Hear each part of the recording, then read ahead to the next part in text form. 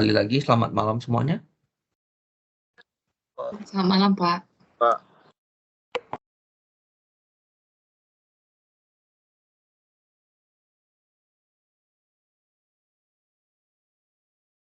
Oke, saya sedang share slide-nya untuk modul 3 tentang capital budgeting ya.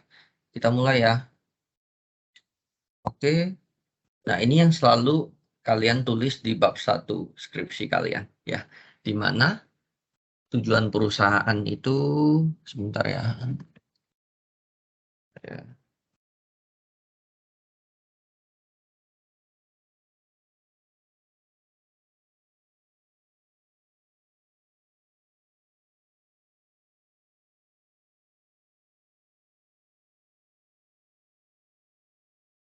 Sebentar ya.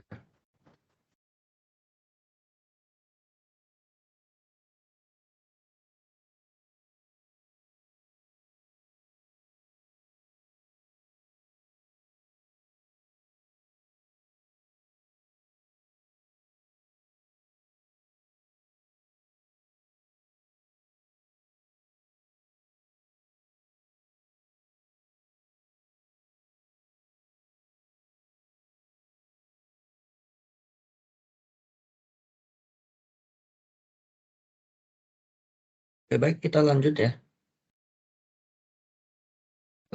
Jadi tujuan perusahaan ya adalah untuk memaksimalkan nilai perusahaan. Ya, tetapi nilai perusahaan ini tidak dilihat dari profit. Ya, perlu diingat untuk perusahaan TBK ya atau perusahaan yang memiliki saham di bursa efek itu kita tidak bisa menilai perusahaan tersebut dari profit yang dimiliki. Ya, karena profit itu tidak menunjukkan kekayaan atau nilai suatu perusahaan. Ya. Nah, mengapa? Karena profit itu tidak menunjukkan cash flow ya atau arus kas. Ya, jadi bisa saja perusahaan itu profit ya tetapi cash flow-nya itu negatif atau tidak ada uang yang masuk. Oke. Kemudian profit itu dikatakan short term. Ya, tidak mempertimbangkan faktor waktu dan resiko. Nah, jadi kalau untuk perusahaan terbuka ya, untuk perusahaan TBK, nah itu nilai perusahaan itu indikatornya itu harga saham di pasar. Ya, ini yang menjadi alasan kenapa kalau kalian meneliti tentang nilai perusahaan, ya, nah itu pengukurannya itu selalu pakai Tobin Skew. Ya, karena yang kita lihat itu nilai perusahaan.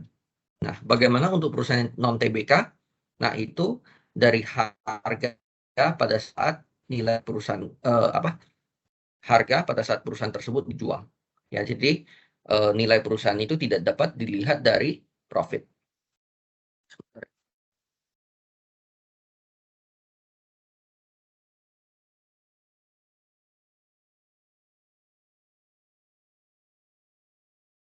Sorry, saya bolak-balik cuma buat ngatur AC ya, karena sama sekali tidak dingin. Suasana hari ini panas banget, jadi kipasnya juga mesti nyalain. Oke, kita lanjut. Di sini ada 5 keputusan major di dalam manajemen keuangan. Oke, yang pertama itu ada investasi jangka pendek yang difokuskan pada investasi working capital. Ya, jadi pada current asset yang dimiliki oleh perusahaan.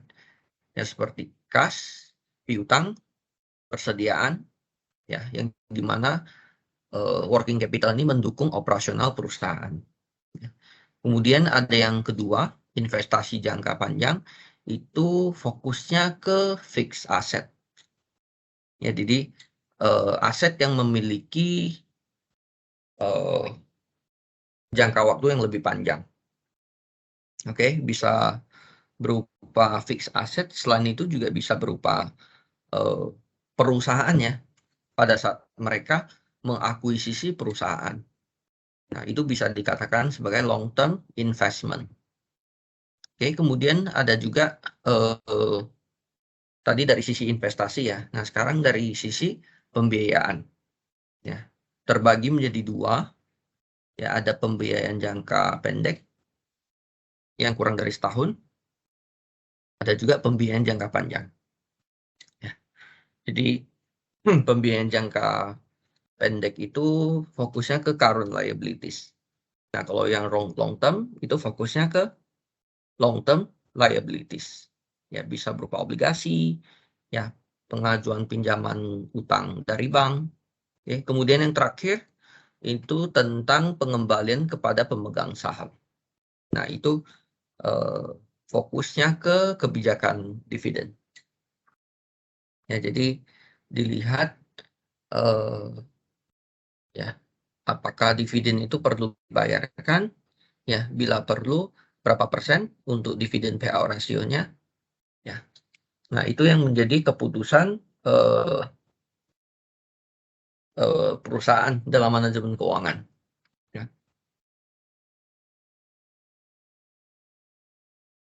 Nah, jadi keputusan investasi sering juga ya dinamakan ya atau disebut sebagai capital budgeting atau capital expenditure. Jadi keputusan pembiayaan yang menunjukkan di mana dana tersebut ya untuk membeli aset, ya. Apakah kita ambil dari laba ditahan kita atau kita akan mengajukan pinjaman dari bank atau kita mau terbit obligasi, ya. Nah, pada saat kita mau spend uang kan pasti kita harus tahu uangnya ini mau kita dapatkan dari mana.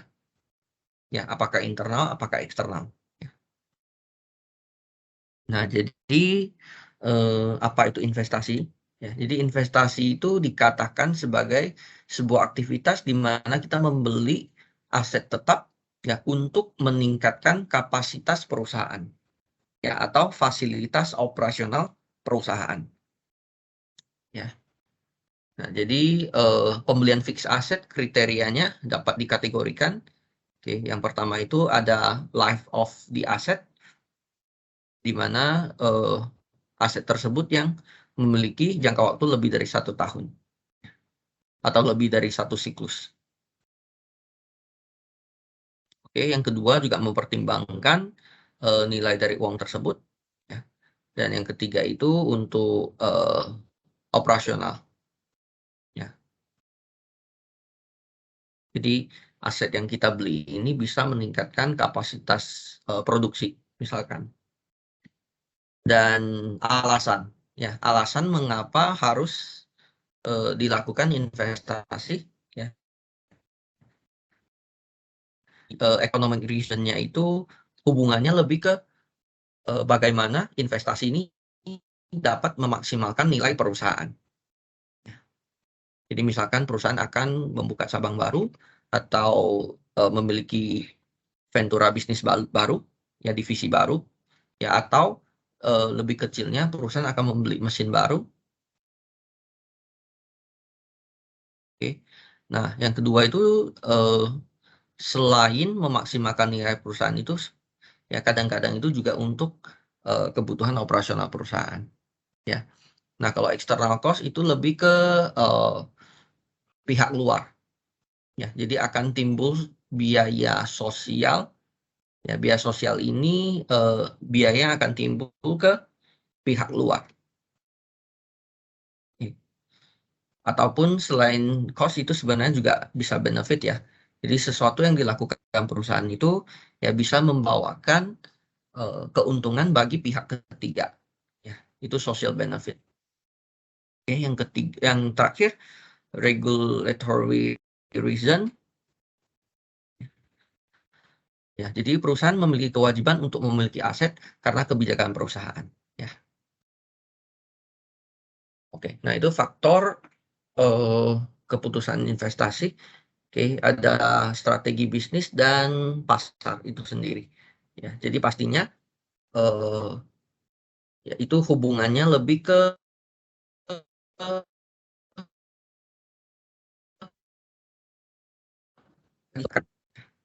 Jadi bisnis strategi yang dikembangkan itu pastinya berupa misi yang akan digunakan untuk mencapai misi. Ya. Oke, dari sisi pasar yang perlu dipertimbangkan ya pastinya kondisi makro, ya, kondisi persaingan, ya, tren pasar, ya, market appetite, ya, jadi seperti selera pasar, ya, dan kemampuan perusahaan.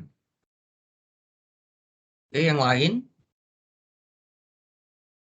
faktor teknologi, ya, ada juga faktor peraturan, lingkungan, ya, dan juga keuangan. Jadi perusahaan itu harus memastikan visible, ya, jadi layak, ya, investasi yang dilakukan ini, ya, berdasarkan konsiderasi finansial. Jadi dari sisi teknologi, ya, apakah teknologinya sudah mendukung?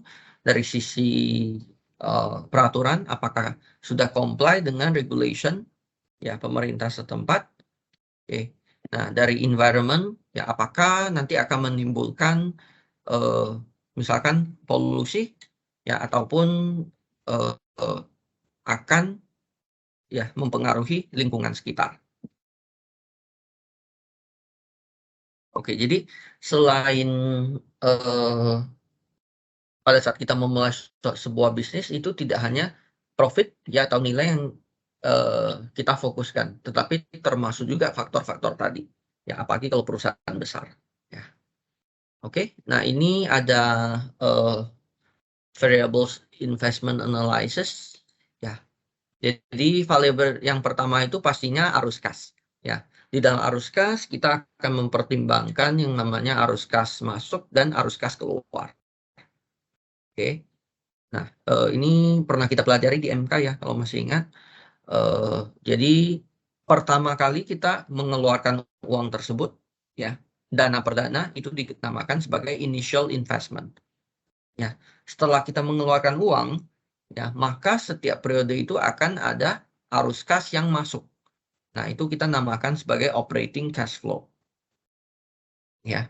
Nah, kemudian pada saat periode terakhir biasanya itu ada terminal, ya, ada periode terminal, ya, di mana kita akan menerima sejumlah uang lagi. Oke. Variabel kedua itu pertumbuhan, ya, jadi dari arus kas, ya, itu perlu dihitung nanti nilainya. Dan variabel yang ketiga itu cost of capital. Capital kalau masih ingat itu biaya modal kita, ya, yang harus kita dapatkan, ya. Nah, cost of capital ini akan kita gunakan untuk menghitung present value, ya, jadi semakin kecil semakin bagus untuk cost of capital. Oke, ini untuk capital budgeting. Yang pertama itu ada yang manajemen aset tetap, ya, ya, proses perencanaan untuk pembelian atau mengatur, ya, fixed asset. Oke, kemudian ada project expenditure, ya, dana untuk suatu project. Oke, kemudian ada penentuan, ya, pembelian aset. Jadi kita akan menentukan aset mana yang akan dibeli, yang akan dijual. Oke. Dan project cash flow planning, ya, berapa uang yang akan kita terima. Oke. Kemudian ada juga project feasibility, apakah layak, ya, project ini kita jalankan. Ya, itu nanti tergantung return yang akan kita dapatkan. Oke. Nah, apa itu project? Ya, salah satunya itu ada fixed asset procurement. Jadi pembelian fixed asset itu sebenarnya termasuk project, ya, karena pada saat kita membeli aset tetap baru, nah itu kan kita akan mempertimbangkan fixed asset ini bisa membawakan atau meningkatkan jumlah seberapa banyak jumlah produksi, ya. Oke, dan juga ini akan mempengaruhi kapasitas. Ya. Kemudian juga ini dikatakan big expenditure value. Ya, pada saat kita invest pada suatu proyek, kita membutuhkan dana yang cukup besar. Oke, nah ini misal ada contoh-contoh proyek.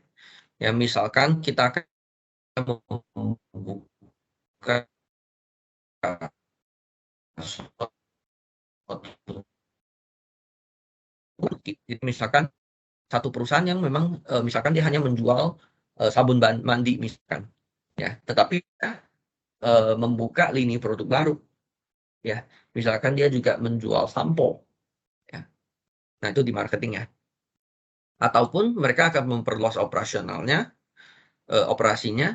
ya, ataupun mereka akan menggantikan fasilitas, ya, ataupun memperbarui peralatan. Itu semuanya bisa dikatakan sebagai proyek, ya, dan kita akan mempertimbangkan layak atau tidak, ya, jadi tidak hanya sekedar kita beli dan kita tidak consider benefitnya, ya, karena penting ya pada saat kita akan menjalankan suatu proyek itu kita perlu tahu ya benefit yang akan kita dapatkan. Jadi tidak hanya ngasal ganti, ya, tapi kita tidak mempertimbangkan benefit yang akan kita dapatkan, ya, dengan melihat biaya yang kita keluarkan. Di sini ada beberapa istilah yang kita pernah pelajari di capital budgeting. Ada single project, ya, kemudian dependent itu kalau kedua project itu tidak ada hubungannya, kalau dependent itu ada hubungan satu sama lain, ya. Ada juga yang mutually exclusive project, itu kita mesti pilih satu dari beberapa project, ya. Kalau single project hanya satu. Jadi bagaimana kita akan memilih suatu proyek, ya, pastinya accept atau reject, ya, nanti kita akan lihat metode apa saja yang akan kita gunakan, ataupun kita bisa menggunakan ranking atau capital rationing, ataupun ya kalau advance itu seperti semua project yang layak itu akan kita terima, jadi kita nggak milih lagi. Nah, kalau ranking sama capital rationing itu lebih ke ini ya, kalau capital rationing itu beneran menggunakan ranking, ya, kita akan pilih yang terbaik diurutkan, tapi kalau ranking itu di persyaratannya itu akan pilih dana terus pilih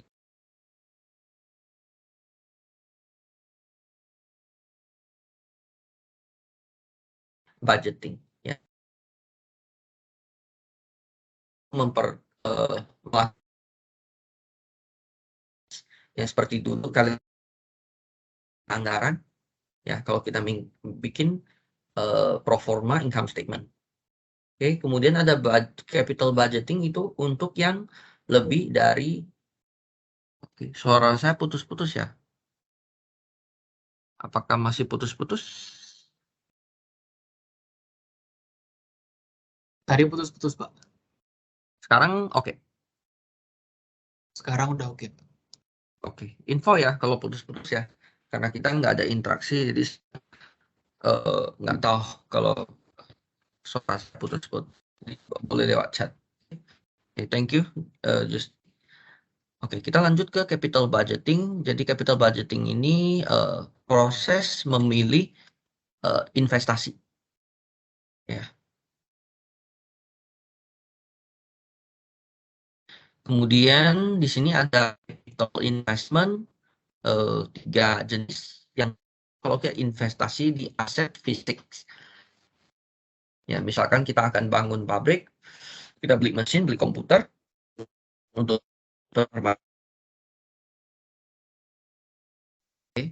atau invest ke financial asset, ya, misalkan ya tabungan, ya, beli aksi atau beli saham, ya, ataupun intangible, di mana melakukan investasi pada sesuatu berwujud, misalkan beli franchise, ya, membeli atau menyediakan program training untuk karyawan, ya, itu yang intangible. Jadi ada 3 jenis. Nah, ini flowchart bisa dilihat, ya. Yang pertama pastinya kita harus menetapkan dulu tujuan, ya, pada saat kita memulai suatu perusahaan, ya, visi misi, ya.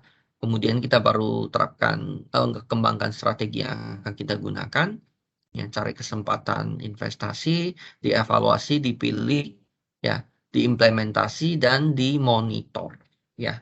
Biasanya yang paling susah kalau kita perhatikan itu monitor, itu yang paling susah. Ya, habis.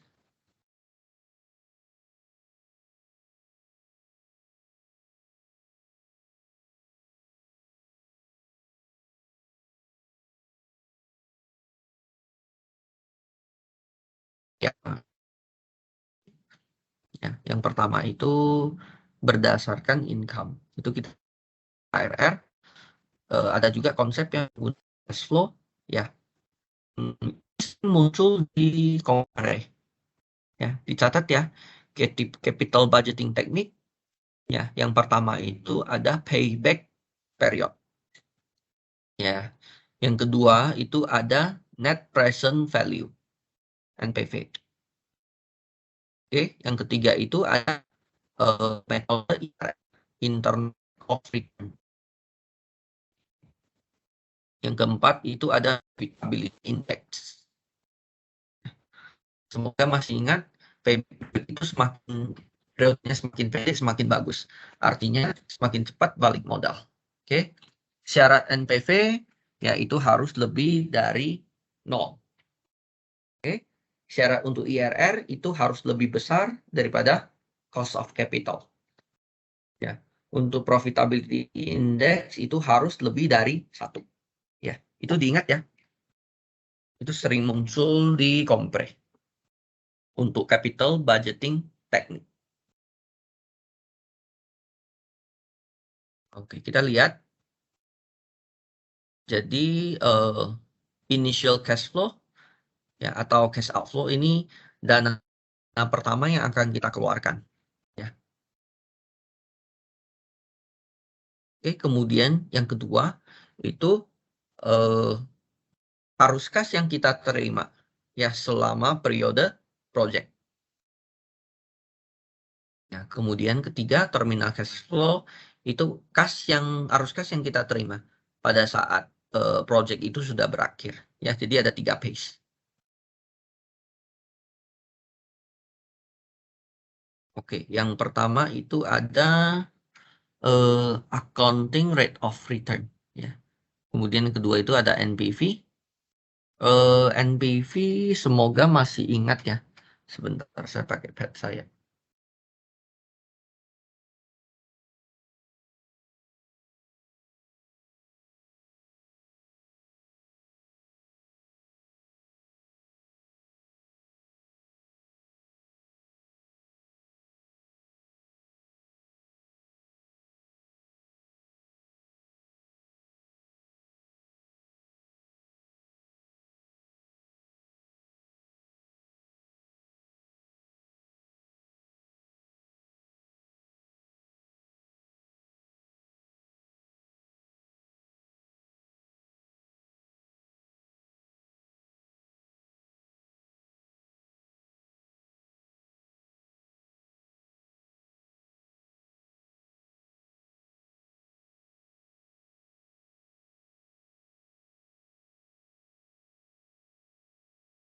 Oke, jadi untuk MPV sendiri coba diperhatikan, ya.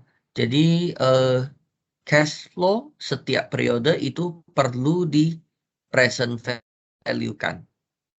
Oke, setelah itu baru dikurangi dengan cash outflow. Oke. Nah, jadi misalkan begini. Kita investasi pada satu proyek, ya, dengan menghabiskan $500 misalkan, ya. Investasi ini memberikan arus kas masuk kepada kita, ya, selama 3 tahun, ya, misalkan 300, oke, 200, 200. Oke. 300, 200, 200. Ya. Investasi pertama kita itu 500. Kalau saya tanya payback periodnya itu berapa tahun? Ada yang tahu? Initial investment kita $500.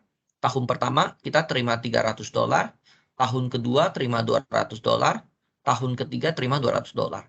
Tahun payback periodnya berapa tahun? 2 tahun 2 setengah. tahun. Ya, Iya, 2 2. tahun. Karena tahun kedua itu kita udah balik modal. Ya, itu untuk payback period. Kalau untuk MPV, kita perlu nanti dibagi lagi dengan suku bunga ya yang ada pangkat 1. Ya. Begini ya, pangkat 2. 1 tambah R pangkat 3. Ya. Nah, ini yang perlu kita present value kan, kemudian dikurangi dengan $500 ini.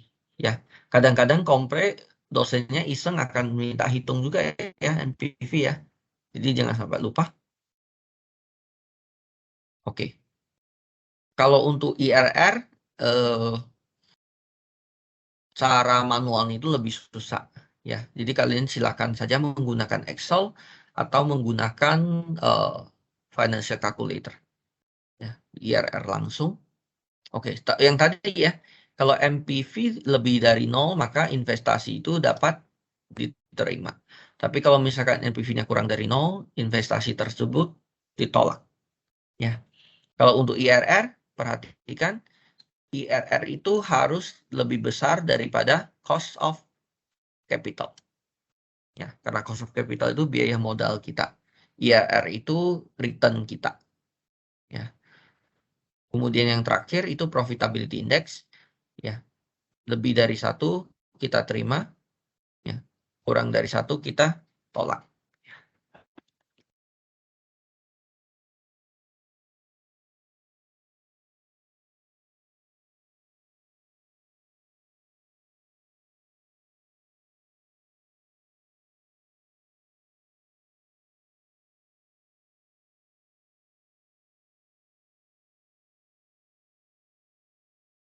Oke, di dalam net present value nanti akan ada yang namanya discount rate. Ya, persentase yang saya bilang tadi ya, nah, untuk menghitung NPV-nya.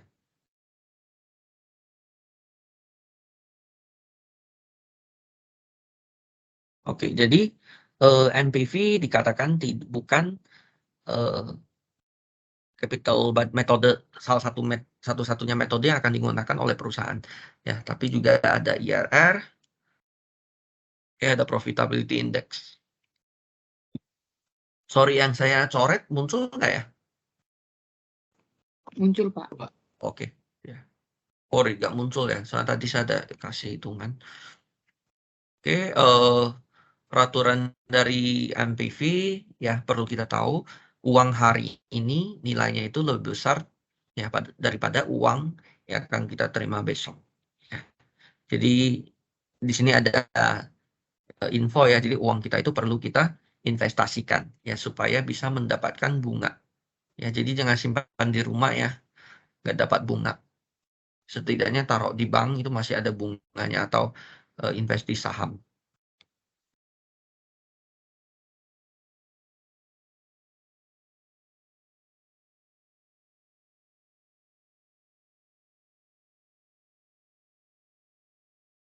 Oke, ini yang tadi saya bilang MPV.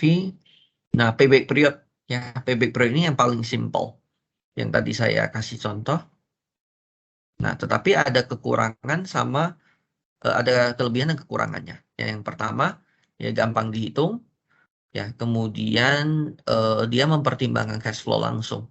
Ya, jadi dia tidak eh, mempertimbangkan accounting profit. Oke.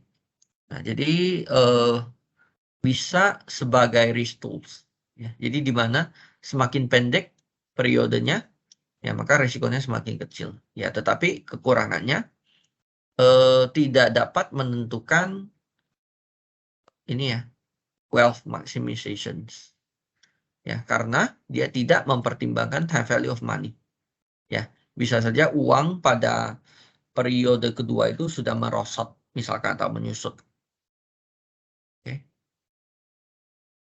Ya, dan juga tidak dapat ini ya, kalau misalkan ada refund period itu, dia tidak lagi bisa melihat cash flow-nya.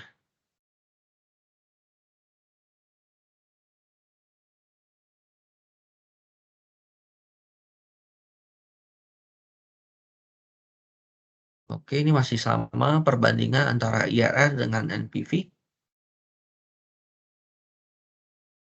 Oke, perlu diingat ya, kalau IRR-nya itu sama dengan discount rate-nya, ya maka NPV-nya itu sama dengan 0.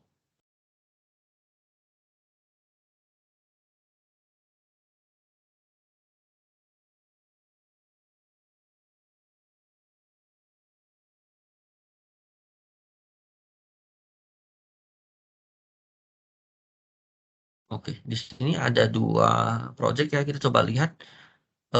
Fontana itu kita perlu mengeluarkan 4 juta. Oke, Gala kita perlu mengeluarkan 2,5 juta. Ya, proyek tersebut akan menghasilkan arus kas selama 8 tahun.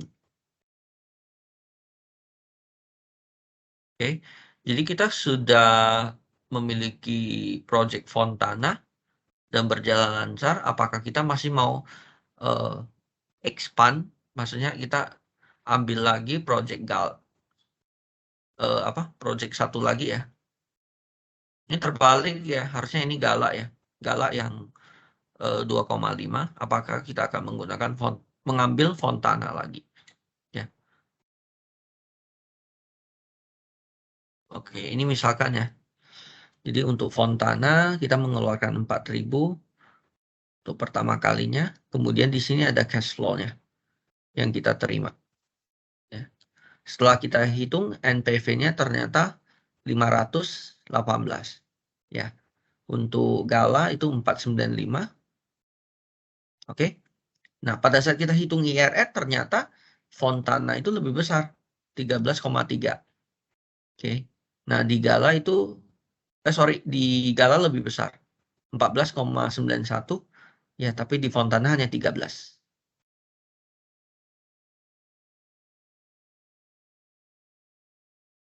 Jadi kita bisa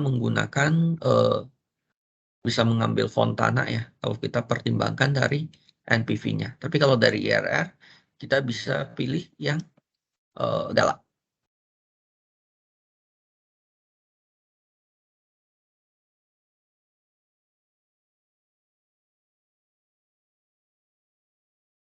Nanti saya coba tunjukin cara hitung IRR ya.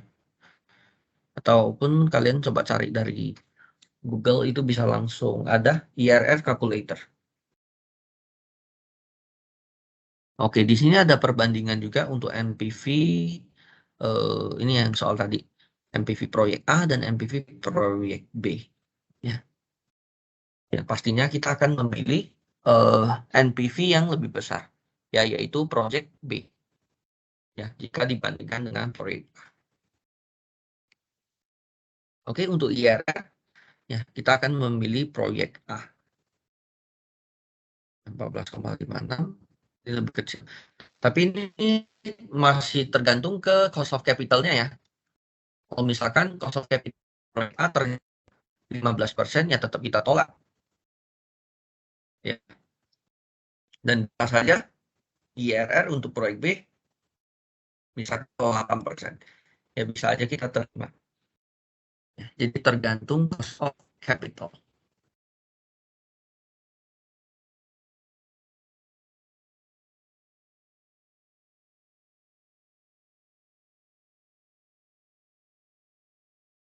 Oke, kita coba lihat case study ini ya. Coba dibaca dulu.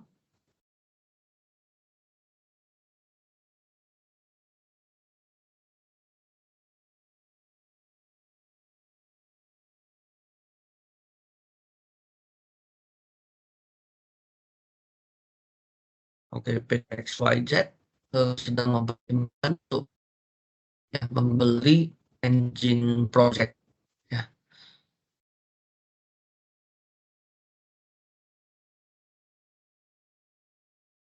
Oke, kita coba lihat. Nah, jadi ini pernah kita pelajari ya, seingat saya di MK, dan memang perhitungannya itu agak ribet.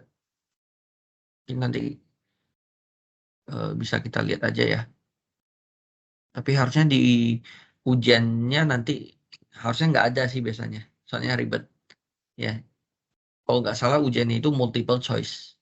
Jadi biasanya itu yang simple ya. Kalau yang ribet begini sih jarang muncul. Ya nanti bisa dilihat aja ya.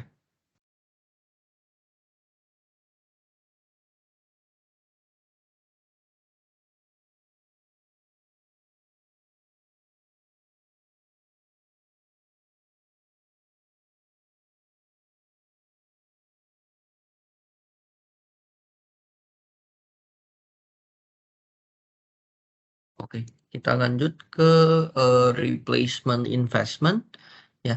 Jadi di sini ini seperti kita akan menggantikan aset tetap kita yang lama ya. Tetapi mereka masih memiliki economic life, artinya masih bisa digunakan dengan yang baru, yang lebih profitable, yang artinya mungkin saja bisa produksinya lebih banyak ya, atau lebih lancar ya. Dan aset tetap lama ini kan dia masih memiliki economic life ya, seperti mobil bekas kalian.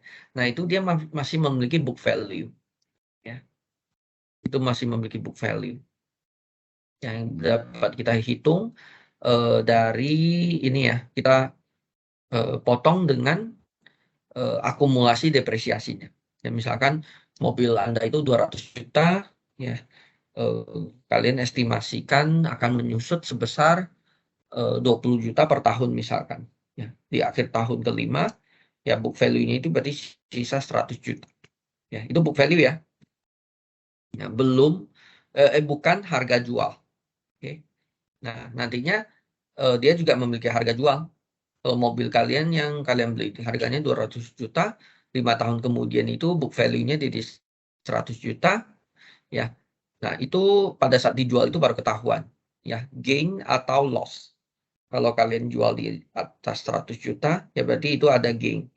Ya, tapi kalau misalkan jualnya di bawah 100 juta, nah itu loss. Ya, biasanya itu dipertimbangkan juga dalam perhitungan. Oke, nah, jadi untuk melihat atau menilai ya penggantian aset tetap ini layak atau tidak, ya kita perlu hitung net investment sama additional cash flow. Ya. Jadi net investment itu yang akan harga yang akan kita beli untuk aset tersebut ya, dikurangi dengan aset lama yang kita jual. Oke. Nah, jadi gambarannya itu kira-kira seperti ini ya. Ini untuk perhitungan yang aset lama ya. Mulai dulu dari eh, ya misalkan yang mobil mobil tadi nih ya 200 juta. Berarti 5 tahun akumulasi depresiasinya itu 100 juta. Book value-nya sisa 100 juta. Oke. Nah, kemudian kita hitung lagi harga jual kita. Oke, misalkan kalau kita jual di 120 juta, berarti kita masih ada gain sebesar 20 juta. Ya, ya, baru dihitung pajak, nanti net profitnya berapa. Oke, baru lanjut kita hitung yang kedua. Oke, nah dari nilai tadi, oke, kemudian kita kurangi dengan kita cari selisih dengan uang yang kita keluarkan untuk aset baru.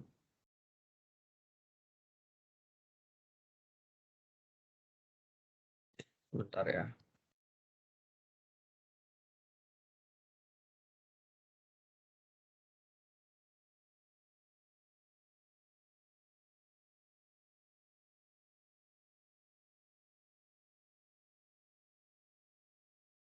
Oke, kemudian untuk menilai eh, visibilitas ya, kelayakan dari penggantian tadi ya kita akan menggunakan cash flow. Dan cash flow ini dinamakan sebagai incremental cash flow, ya, karena adanya penggantian. Oke. Nah, ini juga bisa terjadi karena setelah kita menggantikan dengan aset baru, ya bisa aja dia biayanya akan semakin murah ya. Oke. Bisa juga pun karena fix aset baru, jadi penjualannya meningkat. Ya. Maka akan adanya additional saving income. Lanjut kita. Oke, di sini ada contoh, ya, bisa kita baca. PTX memiliki sebuah rencana untuk menggantikan mesin mereka yang mereka beli 3 tahun yang lalu. Oke, dengan harga 500 juta. Oke, eh, sebenarnya bisa digunakan selama 7 tahun dan eh, nilai residualnya itu 480. Jadi artinya pada akhir tahun ke-7 dia akan sisa 80 juta. Oke. Kemudian PTX ini mempertimbangkan untuk membeli mesin baru yang harganya 700 juta. Dengan jangka waktu penggunaannya 4 tahun, nilai residualnya itu 200 juta. Nah, pada saat menjual mesin lama itu diperkirakan bisa mendapatkan 350 juta. Nah, dalam hal ini, penggantian ini, PTX itu diekspektasikan dapat menghemat bahan baku dan biaya tenaga kerja sebesar 115 juta. Ya, pajak 30%, expected return-nya 18%. Ya. Jadi kalau lihat dari begini kan kita susah ya untuk menentukan layak atau tidak. Oke, makanya perlu dihitung ya. Nah, ini contoh hitungannya. Oke. Dulu kita belinya 500 juta, akumulasi depresiasinya 180 juta karena setiap tahun menyusut 60 juta. Ya, book value-nya sisa 320. Kita jual di harga 350, dapat keuntungan 30 juta, bayar pajak 30%. Ya, net profit-nya 21 juta. Ya. Oke, kemudian ini ada nilai mesin lama tadi 320 juta. Oke. Net profit 21, totalnya 341. Ya. Jadi 341 ini yang kita dapatkan dan kita akan beli mesin baru di 700 juta. Jadi net investment kita itu 359 juta. Ya, nanti bisa dibaca ulang lagi ya. Oke. Nah, ini saving tadi. Kita akan menghemat 115 juta. Oke, kemudian ini depresiasi untuk mesin lama dan mesin baru. Baru kita hitung lanjut ke sini. Ya. Nah, dan akhirnya itu kita baru bisa mendapatkan NPV-nya sebesar 13 juta. Ya. Jika NPV-nya lebih dari 0, maka ya berarti bisa kita ganti ya untuk proyek penggantian mesin ini.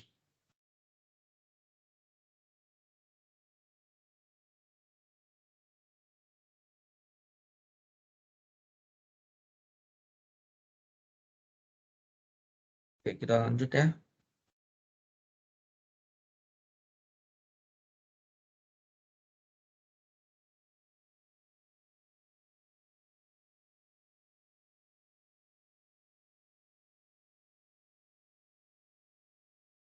Sedikit lagi.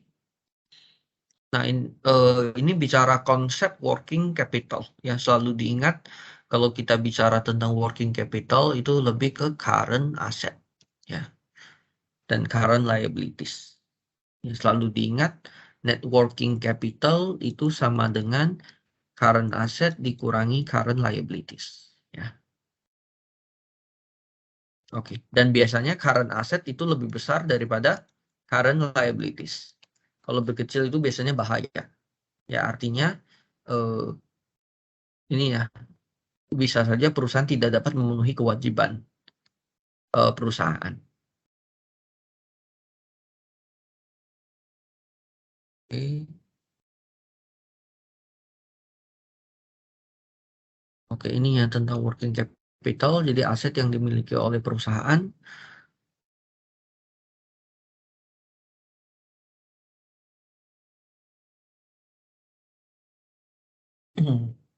Oke, kemudian permasalahan pada saat kita memanage current asset, ya. Eh, Problem yang muncul ya bisa bisa saja inventory yang terlalu banyak, ya. Nah, inventory ini kan sebenarnya uang ya. Kalau di sini ada pebisnis, ya. Kalau stok kita terlalu banyak itu sebenarnya juga tidak bagus, ya. Oke, ataupun piutang yang banyak, ya. Jadi banyak piutang yang tidak dapat kita tagih itu juga nggak bagus ya.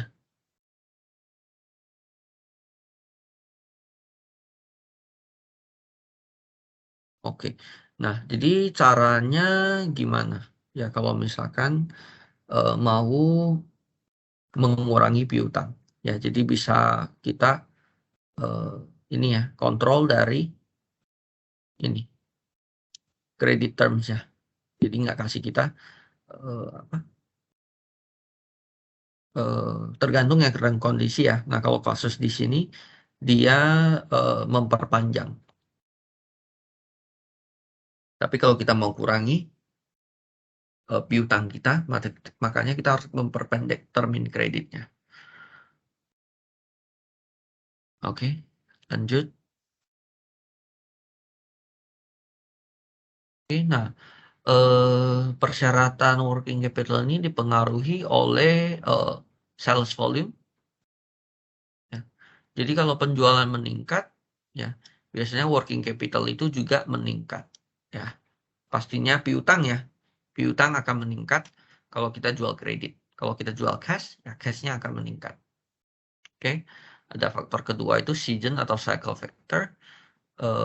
Ini dipengaruhi oleh society, masyarakat, dan karakteristik dari industri. Ya.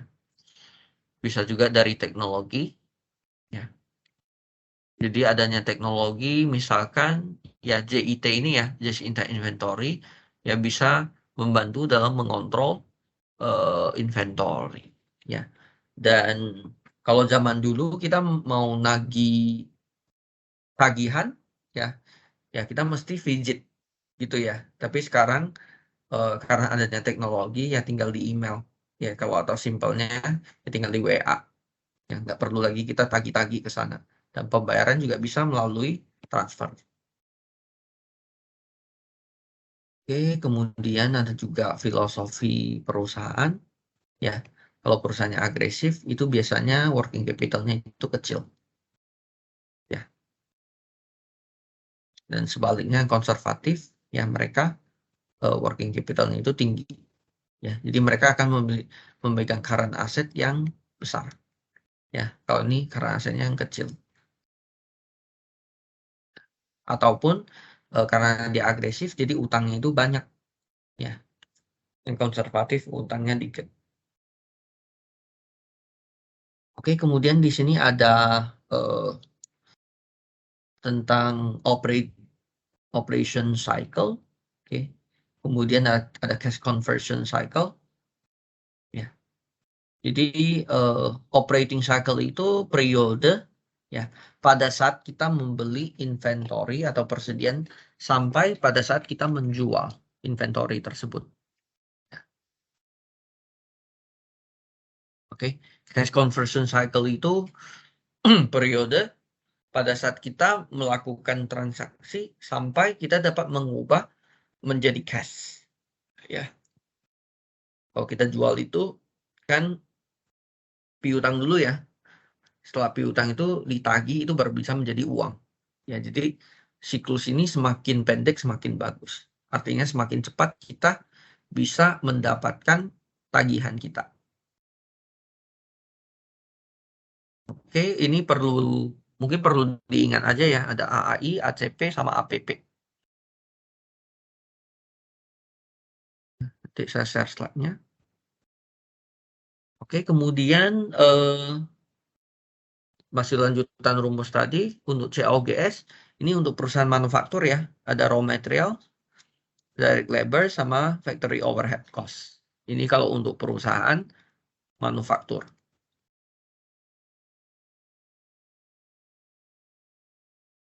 Oke. Kalau COGS untuk perusahaan barang dagangan, berarti itu harga pokok penjualan dari barang tersebut. Ya, beda ya. Tapi kalau untuk perusahaan service itu tidak ada COGS. Ya, jenis-jenis perusahaan itu diingat juga ya. Kadang ditanya juga ada perusahaan jasa, service, ada perusahaan barang dagangan, merchandise, kemudian ada perusahaan manufacturing. Ya, bedanya tahu ya. Kalau merchandise itu kita membeli barang untuk dijual kembali. Kalau manufacturing kita beli barang, kemudian kita dari bahan baku kita olah menjadi barang jadi, kemudian kita jual. Ya, ini sering ditanyakan juga. Jadi ditanyakan juga perbedaan laporan keuangan untuk ketiga perusahaan ini. Oke, ini masih hitungan, nanti bisa dilihat untuk rumusnya.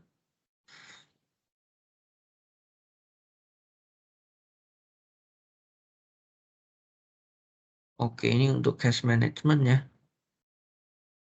Jadi ini current asset itu kan total 100% ya. Artinya dia di sini 24%-nya cash, 76-nya itu receivables. Ya. Sorry, ada receivables, ada marketable security, ada inventory. Ya. Inventory itu nanti dibagi lagi. Ya, kalau untuk manufaktur ada bahan baku, ada yang dalam proses, ada yang sudah jadi.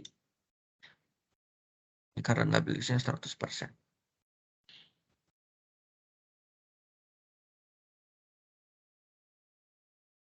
Oke, saya rasa cukup ya untuk malam ini. Saya akan share PPT-nya. Sebenarnya saya nggak ada gambaran ya. Nanti ujiannya itu akan seperti apa. Ya, tapi harusnya akan ada simulasi sih dari Prodi ya. Tapi waktu saya dulu mengambil sertifikasi di Jakarta ini itu jauh lebih susah seingat saya. Ada seminggu di Jakarta ya, terus kayak ada resiko nggak lulus gitu, sempat worried. Karena dia wajib nilainya itu di atas 30 waktu itu.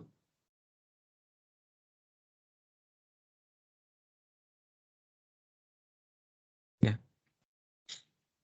Oke, saya akan share modulnya. Lagi di attach. Oke, sudah saya kirim modulnya.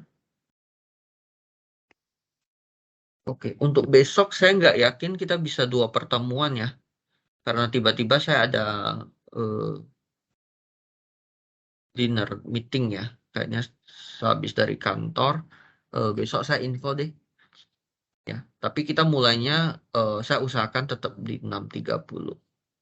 Ya, kalau masih bisa tahan ya kita 2 pertemuan. Kalau nggak bisa ya 1 dulu lah. Ya, cuma baru sekaligus 2 ya. Saya usahakan. Ya, oke. Sekian dari saya. Mungkin sebagian masih ada kelas lagi ya. Jam kedua. Saya akhiri pertemuan ketiga kita. Ya, sorry ya kalau misalkan terlalu ini ya, terlalu sekali lewat gitu ya. Tapi kalau ada yang tidak ngerti mau ditanyakan silakan chat saja. Oke, baik, terima kasih. Selamat malam. Terima kasih Pak, selamat malam. Terima kasih Pak, selamat malam. Terima kasih Pak. Selamat malam. Terima kasih Pak, selamat malam.